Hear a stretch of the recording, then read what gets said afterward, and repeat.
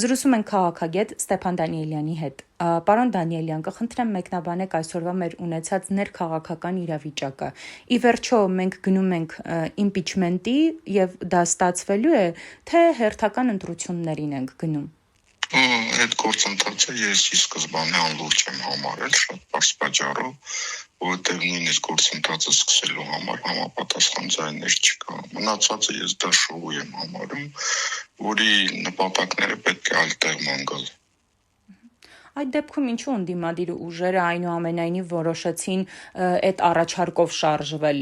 Ուղղակի կոպիտ ասած այսպես շատ արտախորհրդարանական ուժերի բերանները փակելու համար, թե իսկապես սրտանց հավատում էին, որ այդ process-ով կարող են ինչ-որ բան փոխել։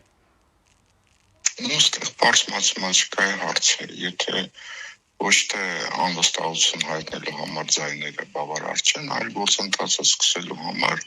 ձայներ չկան, համապատասխան ձայներ չկան։ Հիմա դրանից հետո խոսել թե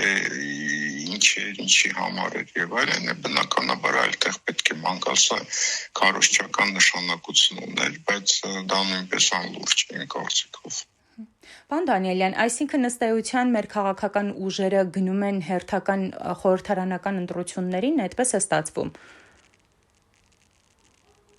Դու գիտեք ինչ, հարցը ռետորական հարց է, իշխանությունը ձևավորվում է ընտրությունների միջոցով։ Եթե կա այլ տարբերակ, որ ասենք հանրությունը դուրս կա փողոց եւ այլն, դրա համար համապատասխան պայմաններ են պետք եւ իրավիճակի պետք։ Այդ իրավիճակը այս պահին ես չեմ տեսնում, կարող է մի ամիս հետո լինի։ Պարոն Դանիելյան, եւ եւս մեկ հարց, եթե ըստ էության մենք գնում ենք խորհրդարանական ընտրությունների, ինչպես պետք է պատրաստվել այդ ընտրություններին եւ որպես քաղաքագետ, որպես մասնագետ, այդ պատրաստությունը այսօր քաղաքական ուժերի կողմից դուք տեսնում եք։ Ընտրություններին պատրաստվել նշանակում է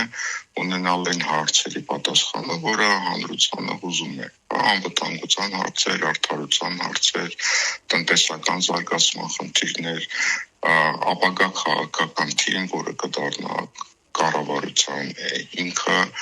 կորիզը, այս հարցերի պատասխանը եթե ձևավորվում է, հանրությունը վստահում է, համապատասխանաբար իրենց ձայները տալիս են։ Այդ աշխատանքը ցավոք սրտի ես շատ քչերի մոտ եմ տեսնում։